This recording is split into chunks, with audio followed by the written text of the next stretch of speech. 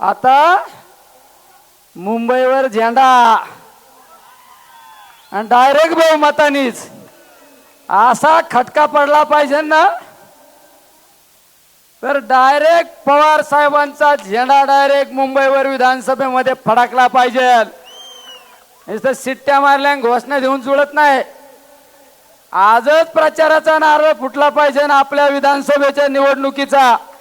आणि सगळ्यांनी जाताना खुणगाठ बांधायची. मी माझ्या मतदारसंघातला उमेदवार निवडून आणल्याशिवाय मी स्वस्थ बसणार नाही. ही सगळ्यांनी खुणगाठ बांधायची. त्यात मी सुद्धा असणार आहे.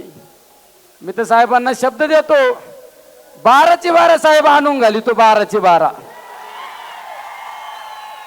निलेश लंके जे बोलतो ना तेच करतो आणि जे करतो तेच बोलतो.